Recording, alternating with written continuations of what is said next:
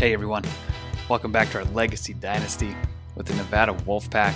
We are entering week 6 at 5-0, ranked number 22 in the nation, set to take on Middle Tennessee State. Quick look at by the numbers.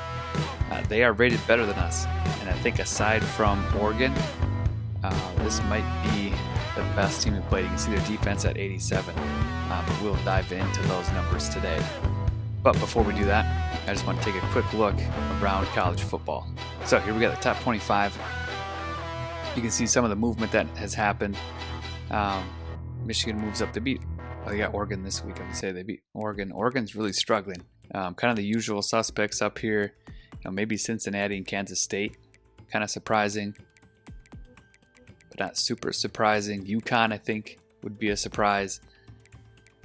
Other than that, maybe Boston College. But then we are probably for sure, although we're ranking out at 84, 85, 84. So I don't think the worst team up here. Oh, maybe we are. No, there's Stanford at 82. Yeah, but there's a quick look at the top 25. Now I want to look at Heisman. We got Damon Williams, Damond, I don't know how you would say his name, Christopher Vizina, Teran Williams, Nate Swope, Devin Hyde. They all look like solid players here. All right, let's jump into recruiting. All right, so last week recruiting made some adjustments, but right off the bat, Levi Rawlings, we're in a battle for him with Stanford, although we are the ones making the most ground. I am nervous now. I think visits, since they've made some updates, I think visits hit a little bit harder now or have more impact. I feel good that Stanford's not moving. Neither is Utah State, or that's Utah. So I don't know if I want to get him a visit, although we would have a really good grade on a visit. We got 80 hours. I'm doing it. Duke would have been the best one to get. Vandy is 1-3. Wake Forest 1-4. UNLV. But I want to get it, I think, before Stanford. Oh man, I think I'm just gonna go with Vandy, and we'll talk about proximity to home, so his family can come visit. And then Cone, we're the only team going after him, which is really good. He's not his top 5 yet, so no visit we have to worry about. Larry May, number 4 in the nation overall. We got a visit with him on 13. I'm nervous that Southern Cal has one 11 and Oregon has one week 9. I mean, Oregon is, I think, notorious for stealing prospects, stealing recruits. On everybody's dynasty I watch on YouTube, Oregon always swoops in and takes recruits from people. So that makes me nervous. But for a 5-star, I'm going to ride this out and see how this goes. Hopefully, we've built enough of a cushion here. Or no, we don't have a cushion. Where, USC made quite a big jump last week, and they got a pipeline tier. But we're going to ride it out. Hopefully we keep it close enough so we can get to week 13 with a visit, although I am a little skeptical. Remigio, a gem. I think he is one we're going to put a visit on, and we're going to go Duke. Again, I just think, let's go playing time. I just think visits now have a bigger impact. And with, Boise State week 8, I think if we can get him in early, and we have a good grade, recruiting wise, I think we can get him, which would be great because Nieto went on a visit to Oregon last week, and they killed it. So they jumped ahead. You can see the progress they made. So I may be off of Nieto, and I may dump more into Williamson then. I mean, Williamson kind of fits what we're doing here as a physical receiver, and Nieto not so much. Let's check out our other wide receivers here. DeBeer is a deep threat. What kind of speed does he have? 90. Not bad. And Homer, we just don't know. He's a physical. Got a Scully on him, but nothing. No progress. He's getting close to his top 8, so we're going to have to move on him if we want him. So I think Remigio, we're going to battle. We got to visit. I think I'm going to be off on Nieto, or do I just schedule a visit? We can get him week 7. But Remigio's in then. Washington State's locked out week 9, but we can't get our visit then. They should be kicked off there. You know, but if I take 40 here, we're going to drop down. All right, because we don't get the 40 hours going into him that week. So we'll drop down even more. You know what though? Let's try it. I haven't, you know, recruiting wise, I haven't experimented enough. So this will be an experiment for us. Let's see, we've got proximity to home as the best one we could do. We'll get that. Okay, so we're going to experiment here. So see if we can just get a visit on him. Then next week we'll add 40 back on with a hard sell and see how that goes. Williamson, we continue to make good ground here, so I feel good about that. And then De Beer and Homer, we're just going to have to ride out. And again, if we need to get a 3-star at the end of the year, we can do that. Okay, Sprinkle is a vertical threat tight end. I don't think vertical threats fit into what we do, at least not 3-star wise. Let's look at who we added last week. We added some 4-star guys blocking. Trimble and Awa some. Polanco's a possession guy, so I think I'm going to stay on him. Sprinkle, we're going to pull 50 off. I don't know why I didn't do this last week when I added these other guys. That was weird. Battle Ohio State for either of these guys. Either way, we're taking on some big dogs. What's the size here? 6'5", 241.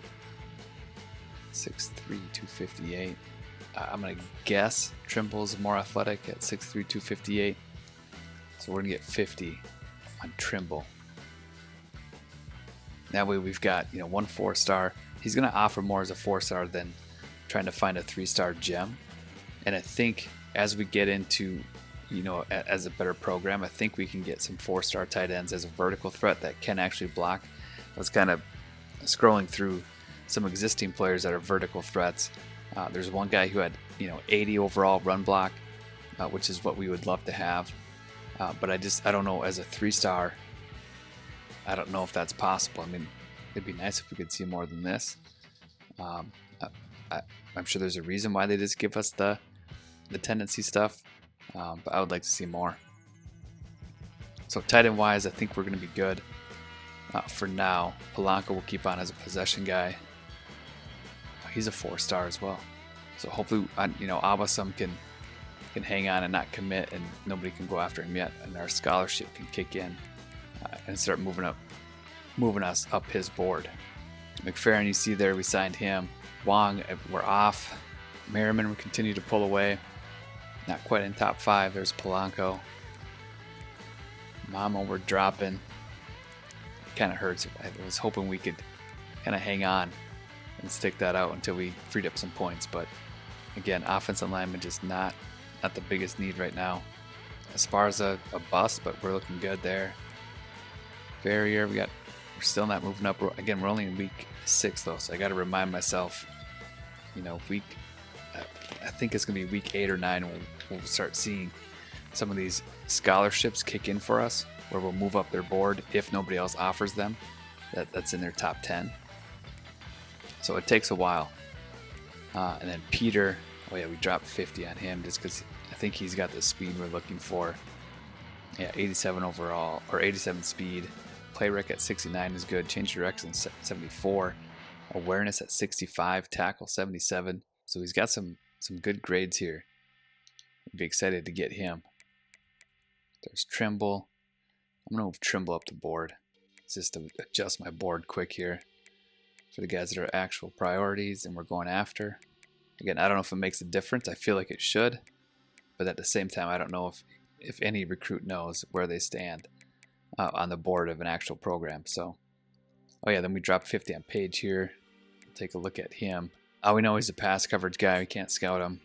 And I don't think I will as a 4-star. I don't. He could be a bust, much like Wong. But we moved up to first. Nobody else has offered him. And linebacker is a big need of ours. So we got 2 good linebackers there we're after. Caesar closed us out, or locked us out, however you want to say it. So a lot of these guys, again, scholarships on them. We're the only team with a scholarship. Hopefully their teams stay off them, and then we can get in later, maybe scout them towards the end of the year. and get some points on them after we sign these key guys up here. So we've got 11 guys we're really going after. I think that's a strategy rather than trying to disperse all these. I thought about maybe just going after 3 stars because they're going to take less time. But if you get a gem, I could spend more points trying to find gems and scouting. But for now, we're kind of committed to this. We kind of went into the season with this. Maybe next season, I'll think more about doing that 3-star strategy. We'll see. But our board looks good. I'm glad we've got Rawlings, a visit. It'd be great if we could just run away with Cone here. May, Remigio is going to be a battle, but we've got that first visit. Nieto, we'll see how that plays out, that experiment. Williamson, the only one after him. Trimble's new. Again, hoping a blocking tight end at a 4-star can offer us a little bit more than just blocking. You know, hopefully he's athletic. Merriman, to be great to just bring in a solid corner. But I always love to just build a solid defensive backfield. Polanco, 4-star possession. We'll kind of see how these, if we sign both these guys, Trimble and Polanco, it'd be great to just compare what they bring as a 4-star. And then Peter, I should put Gage ahead. But then 2 good linebackers here. So we're kind of hitting all of our needs. And then later on this season, we'll fill in with some other key guys. I don't want to bring in a big recruiting class because I don't have to cut, too many guys. Although I do think there is some fat that needs to be trimmed of guys that won't contribute. I think there's a running back that's like 65 overall as a junior. So there is some wiggle room for cuts and stuff, but I don't think I'll bring in 35. I don't even know if I could. I don't know if I'm that good at recruiting yet. But that's our recruiting board. I do want to look at top classes quick, see if anything's changed. Here we go. Georgia's bringing in 5-star. Is that the only program? And Ole Miss got a left tackle. Other than that, Miami's bringing in 9 4-stars. Notre Dame has 5 4-stars. So not much happening yet. As we get closer, I think that, again, week 8, week 9, we'll start seeing some of these 4 and 5-star guys get off the board. And then my school-wise, I just want to look at, playing style. Nobody's at risk for playing style, so I'm not really going to look into it. But, passing yards per game are A+ for field general. Running backs, we're at A. Fullbacks, A, same. Wide receiver, 224 D+. Hold on. Are we throwing to our I bet our backs are getting a bunch. Yeah. So we're not throwing to our receivers as much. A lot out of the backfield and tight ends, I guess.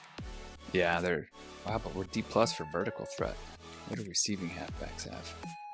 How? Passing yards per game is 417. How do our receiving yards per game not equal 417? Who's catching the ball? Because how the pass catchers only have 224. I'll have to dig into that a little bit.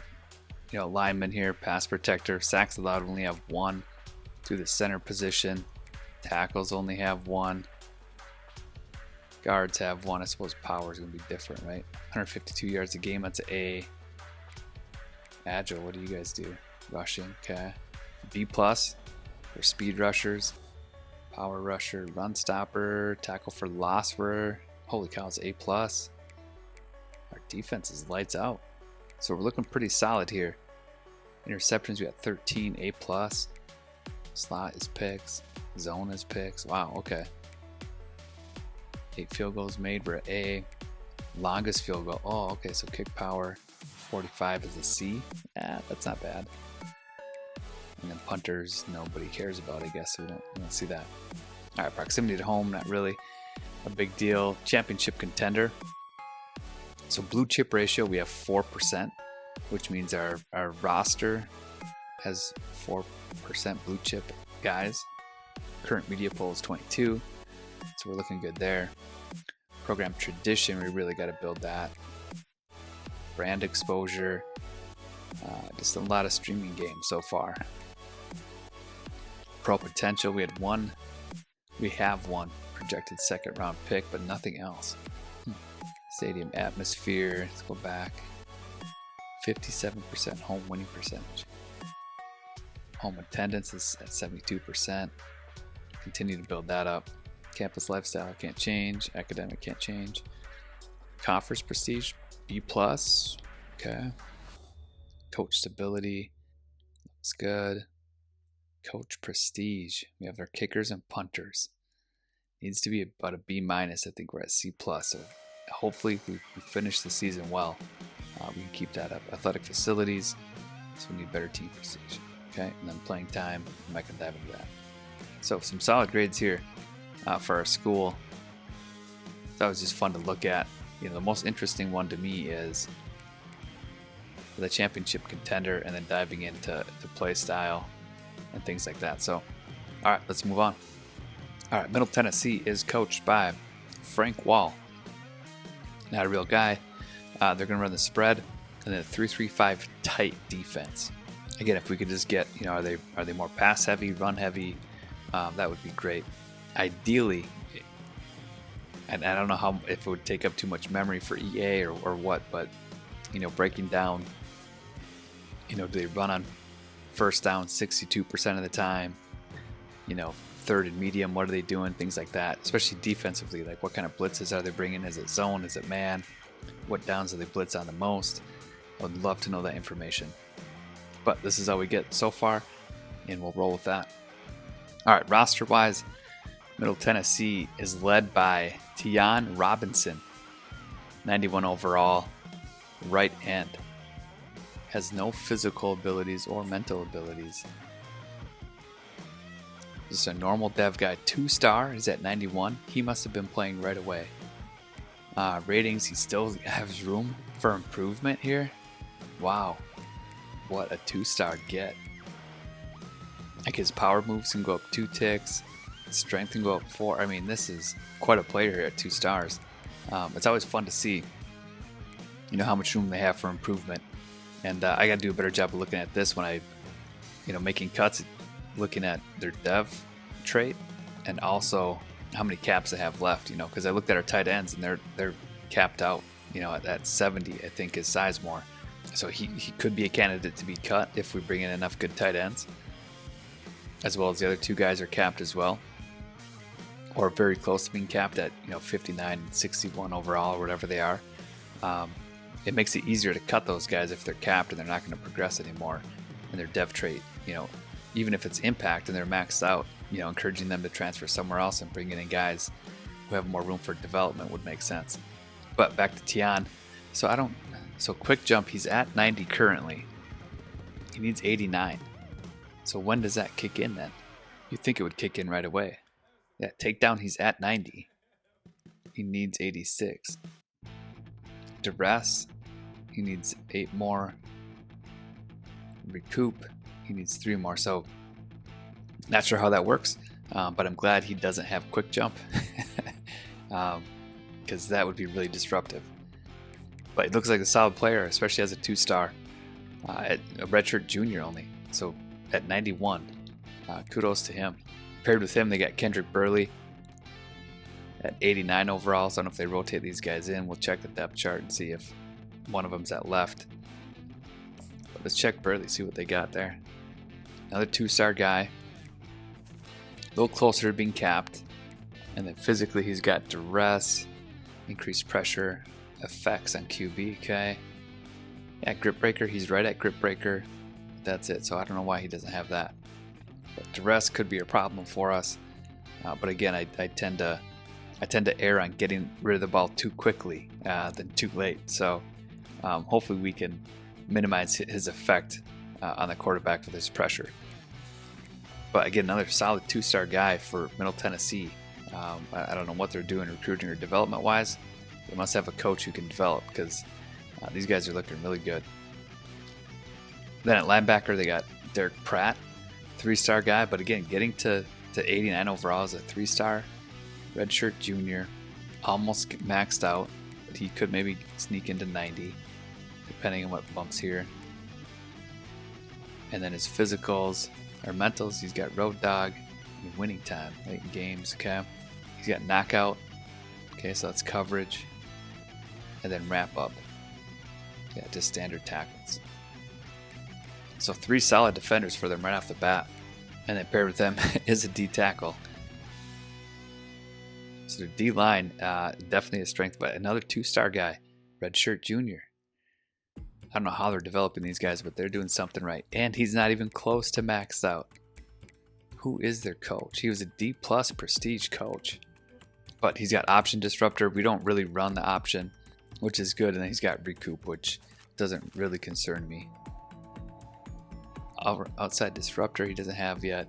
Inside disruptor, I mean, this guy could be a force next year. We'll see. There's another left end for them. I'm guessing he's a 2-star, 86 overall. Cornerback, 86 right end. So their defense is solid. A lot of good linemen, a good middle linebacker, and a good corner here. Offensively, they'll go Jeremy Tracy at left guard. Here, look at this, more DNs. Like, how many do you need? Running back, they got Jaquel Middlebrook. He's got, looks like a bronze 360. Another 2-star guy. He's a redshirt senior this time, so 84 overall makes sense. Close to maxed out. Speed only at 86. He's an elusive back. I mean, solid enough at 84. Wide receiver, you got deep threat, 92 speed. Looks out. Here's free safety. I mean, their defense is by far their strength. Here's a center at 82 overall. A true junior. Quarterback is going to be Dylan Tigner at 82 overall. All right, we scrolled down quite enough. Let's jump into the depth chart to break this down more. All right, Dylan Tigner. He's got the Magician, you got the Option King, and off platform. One thing I really liked I did last week was adjust my read option and speed options defensive settings, because I think they ran the read option I think just one time, but we played it perfectly. I tend to play the running back anyways, and so if we can get the DN to take care of the quarterback, I read run and I go. That makes things a lot easier. I was thinking I'd have to be more disciplined, read or guess if he's going to hand it off or take it. That adjustment makes it much easier. I'm glad I caught on to that. They have it in 14 as well, but I never use it. Except one time when I tried to use it against the Navy quarterback. I tried to make him run because he had like 59 speed, and he ran for almost 300 yards. But that's a different game. If you haven't seen that one, go back to the New Mexico playlist. I think it's in the 3rd season when we take on Navy.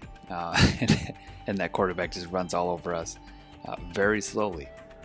But he ran for a lot of yards. Anyways, option. We can defend that a little bit better now.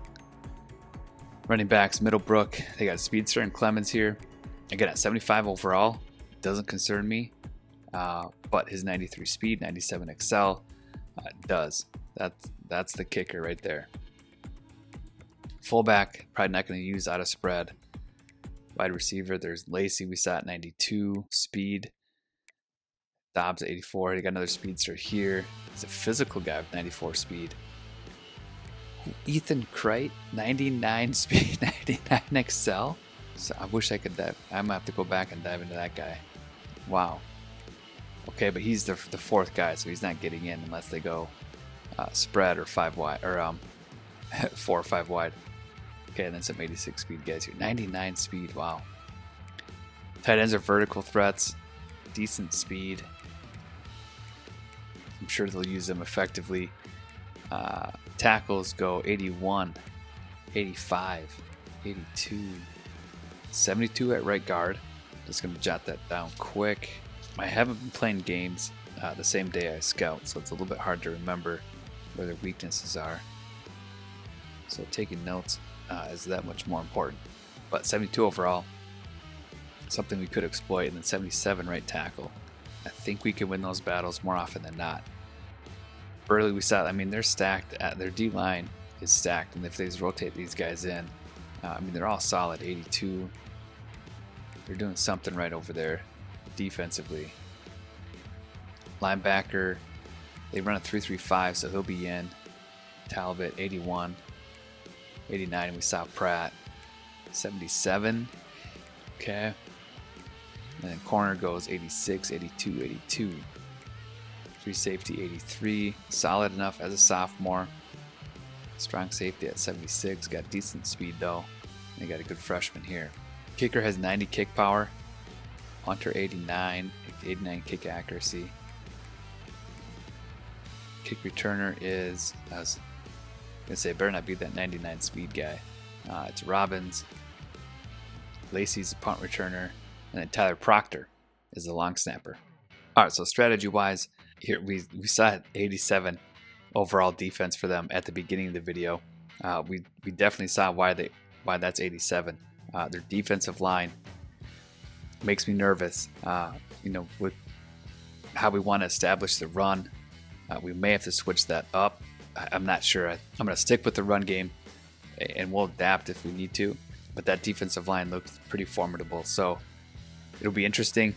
We're going to be tested, so we're really going to find out how good our offensive line is, how good our running backs are, and then if we can complement our running game. We're going to probably find that out in this game, because that defense, again, 87 overall, aside from Oregon, right, which we played on All-American, so I have to throw that out the window.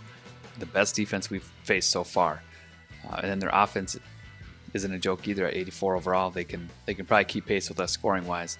So offensively, again, can we establish a run? Can we build off the run, adjust, and find something that works if the run doesn't work? I think we did a good job of that last week, more so than the weeks before. So we're kind of coming into our own offensively, which is good to see. But it'll be really good to face a defense of this caliber. Defensively, again, I think their right side is weak. And if we look at what we've got, left end, we go 83. That's Neighbors. He's had a huge year so far. 81 overall. We take on that right tackle. D tackle wise, again, we got Fultz and Foster. I may move Foster in. He's just a little bit heavier as a run stopper, but Fultz hasn't been doing terrible. So, but if we go 4-2-5, we got two guys in there, and even a McNabb, 78 overall, facing off with their center and right guard, I think could do some damage. So feeling pretty good about our matchup there, but that's only one part of the game. Offensive line wise, I think we're pretty equal with their defensive line. So that makes me feel good, just kind of checking in with our offensive line and be like, wait, how good are they? But they're pretty solid. So it's going to be quite a matchup. Again, I think, we're going to run that stretch play left and right. I'm just kind of looking, who has, I'm guessing the stretch play and like zone is going to be more of a finesse run block. And then like the halfback base and, some of the power game obviously is going to be run power. And so I just wanted to see quick, pass block finesse here. Dunham can dominate run block finesse. Run block power, he's okay. Ruffins we saw is good at both.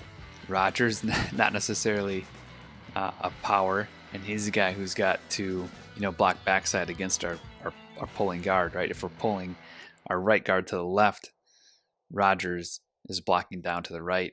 If we're pulling our left guard to the right, Rogers is down blocking to the left. So he's obviously a central figure in our power game, which makes sense that it hasn't been working that well and Stretch has. Here we've got Tyler Miller, finesse at 74 only. He's a power guy at 81.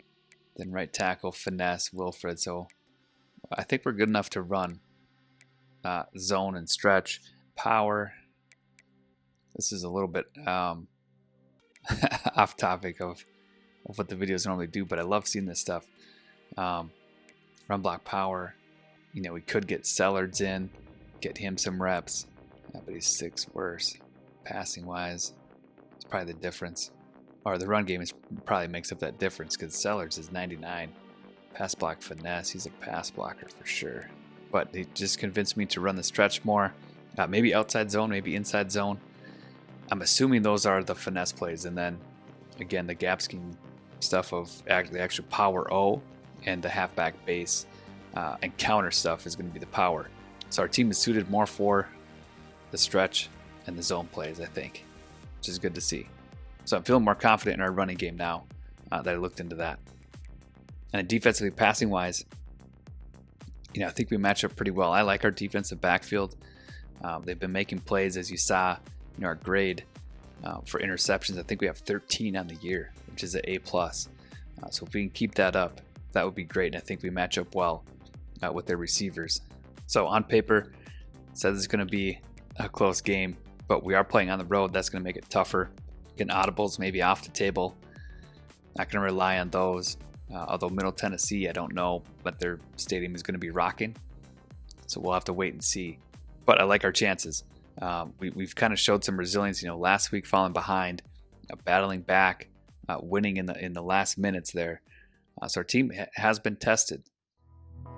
I've been tested, falling behind, things not going our way, and again, on paper, it looks like Middle Tennessee has the best chance of having things not go our way that we face this year. But I think our team can handle it. I think I can handle it as the guy controlling them and calling the plays, which is the most important.